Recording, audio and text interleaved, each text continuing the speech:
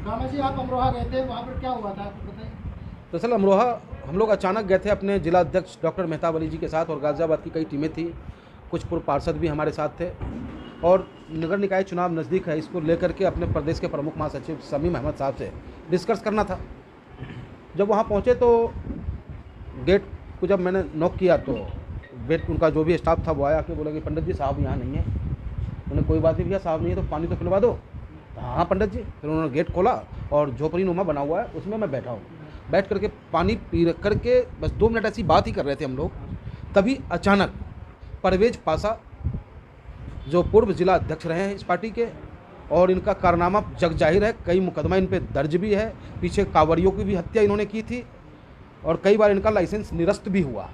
लेकिन पता नहीं ये अपने आप को इतना बाहुबली क्यों समझते रहे। भैया लोकतंत्र है, और ऑल इंडिया मजलिस इत्तेहादुल मुस्लिमीन और इसके नेता बैरिस्टर असदुद्दीन ओवैसी साहब संविधान में आस्था रखने वाले लोग हैं। आपने देखा कि हमारे नेता पे भी गोली चला तो उन्होंने गोली का जवाब गोली से देने की बात नहीं की, कानून का शरण लिया, और फिर मैंने कानून का सहारा लिया। देखिए हाथ कंगन को अर्सी क्या, पढ़े लिखे को फारसी क्या साहब। अगर हमने चलाई है गोली तो पुलिस हमें गिरफ्तार करे और जेल भेज दे, और अगर उसने, मैं तो सिर्फ भगवान का धन्यवाद और करोड़ों दिलों की दुआएं जो हमें मिली है उस वजह से बंदूक की गोली की जो रुख है वो बदल गया। नहीं तो जो मैं आज आपके सामने बोल रहा हूँ ना साहब, आप हमारे मृत चेहरे का तस्वीर बना के बड़ा बड़ा क्लिप चलाते कि इतना बड़ा कद्दावर नेता था, हिंदू नेता था, फलाना था, जो आज हमारे बीच नहीं रहे। लेकिन फिर भी मैं परमपिता परमेश्वर का धन्यवाद करता हूँ। परवेज पासा और आपके बीच में कुछ पहले कोई दुश्मनी वगैरह है क्या? नहीं साहब, मेरा उनका कोई रंजिश नहीं। हाँ रंजिश है इस बात की है कि मैं पार्टी के लिए काम करता हूँ। जब वो जिला अध्यक्ष थे तो जब भी टिकट कोई देना हुआ, एक पदाधिकारी भी बनाना हुआ तो 2-4-5 हज़ार रुपया उनके खाते में जाना होता था, तब वो पदाधिकारी बनते थे। हमसे पूछा गया, जब मैं चुनाव हारा तो हमसे पूछा गया कि पंडित जी आपको 5,000 वोट क्यों मिला, 4800 वोट हमें मिला था। तो मैंने कहा कि साहब इस वक्त का जो चुनाव था वो 80 और 20 का था।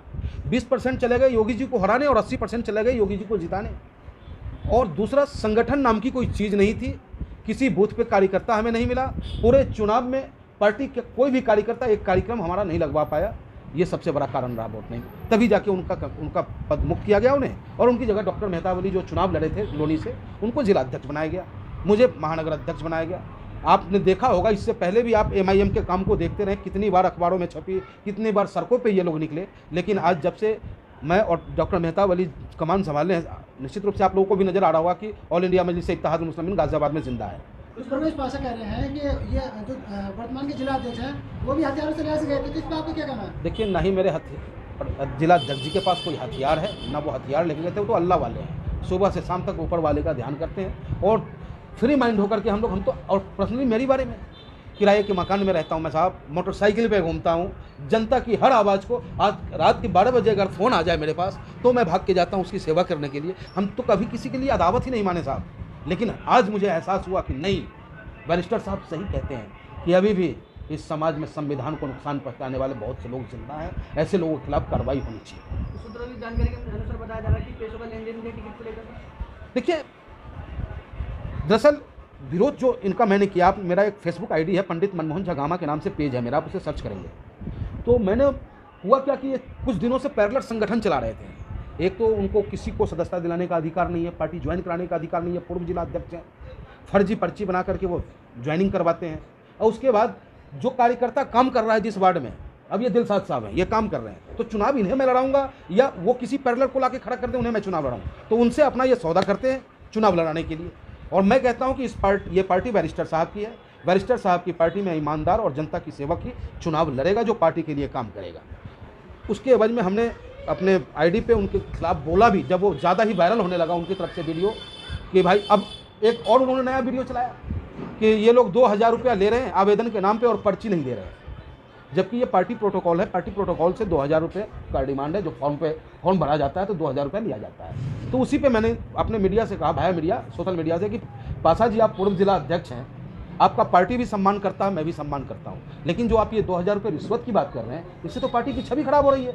और मैं दुखी मन से अपने वरिष्ठ नेताओं से मांग करता हूँ कि ऐसे नेताओं के खिलाफ कार्रवाई हो। और फिर मैंने रिटर्न में प्रदेश अध्यक्ष जी को लिख के दिया, और वजह वही रही लिख के देना, जिसमें मैंने रज्जाकी साहब का भी नाम दिया, शाहिद सैफी, हाजी शाहिद हैं, उनका भी नाम दिया, क्योंकि ये कुछ लोग हैं ऐसे जो हमेशा अपना बर्दाश्त कायम करने के लिए पार्टी को कमज़ोर करते रहे हैं। आप स्टेट देख सकते हैं कि स्टेट में सीधे गोली चलाई गई है। अगर अपने बचाव में लोग कोई हवा में भी चलाते हमने देखा है लोगों को, पुलिस भी पहले हवा में ही गोली चलाती है, लेकिन यहाँ तो इरादतन ही हत्या था।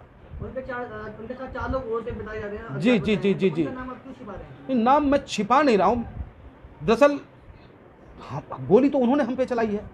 अब मेरे साथ भी 20 लोग थे, 10 लोग थे, अब सबका नाम तो संभव है नहीं कि मैं, अब आप हमें गाली दो नहीं, मैं आपका नाम क्यों दूँ? और बाकी जांच का विषय है, पुलिस जांच करेगी। एक फ़ोटो अभी तत्काल मेरे पास आया है जो मेरी हत्या की प्लानिंग की एक फ़ोटो कहीं रची गई मौजूद, तो देखिए सब चर्चित चेहरा है हमारे क्षेत्र के, लेकिन मैं किसी का नाम नहीं लूँगा, मैं सिर्फ इस राक्षस का नाम लूँगा जो कांवरियों का हत्यारा है,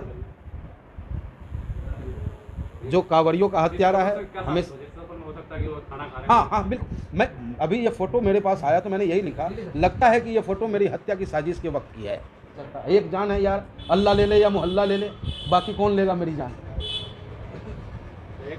अच्छा, इस मामले को लेकर आपकी असद लॉयर से बात हुई? जी, मैंने उनको वीडियो क्लिप भी भेजा, मेरी बात भी हुई है। जो उत्तर प्रदेश के प्रभारी है पूर्व मेयर माजिद साहब, उनसे भी मेरी बात हुई है और उन्होंने तत्काल कहा कि आप पंडित जी बिल्कुल चुप न बैठें, कार्रवाई करें, ऐसे लोगों के खिलाफ बिल्कुल बर्दाश्त नहीं किया जाएगा। फिर जाकर के हमने मुकदमा दर्ज कराने का काम किया कि वो आरोप हम नहीं है, वो तो सिद्ध है, उन्होंने हत्या की थी। बहुत बड़ा दंगा हुआ था, बहुत बड़ा दंगा हुआ था इस साहिबाबाद की धरती पे, और इनको अपने पैसे का और रसूखदारी का बहुत घमंड है, क्योंकि तुर्क है नहीं ये साहब, मिनट से पहले तुनक जाते हैं, बात समझते नहीं और गोली चलाते हैं। और राजनीति में ऐसे लोगों की आवश्यकता नहीं है, मैं समझता हूँ। और आपके माध्यम से उत्तर प्रदेश की पुलिस, योगी बाबा से डिमांड मैं करता हूँ कि क्या सिर्फ मदरसों पे बुलडोजर चलेगा? क्या सिर्फ अनवार जैसे लोगों पे पत्थर बुलडोजर चलेगा, या ऐसे बाहुबलियों पे भी चलेगा जो दुनिया भर का अवैध कब्जा किए बैठा है, सड़कों पे बिल्डिंग बनाए बैठा है? लेकिन अब तक न योगी बाबा की पुलिस की नज़र पड़ी है, न योगी बाबा की नज़र पड़ी है। मैं मांग करता हूं सरकार से कि ऐसे उपद्रवी, ऐसे राक्षसों से मुझे न्याय दिलाए, मेरे प्राण की रक्षा करे। और अगर मेरी हत्या होती है तो कहीं ना कहीं इसमें प्रशासन भी जिम्मेदार होगा, क्योंकि जब मैं इस पार्टी को ज्वाइन किया था उस वक्त भी कई संगठनों का जान से मारने की धमकी आई, फिर भी मैं अकेला घूमता रहा। थाना साहिबाबाद में मैंने FIR दर्ज कराई। खैर प्रशासन को जो बेहतर लगा वो किया, उन्होंने सुरक्षा उन्होंने मुहैया नहीं कराई, हमने सुरक्षा मांगी नहीं उनसे, और फिर आज मेरे साथ इस तरीके का वारदात हुआ है। अगर बचा रहा तो गाजियाबाद की सेवा करूंगा, मर गया तो आप लोग मेरी बारात में, अंतिम बारात में आ जाना।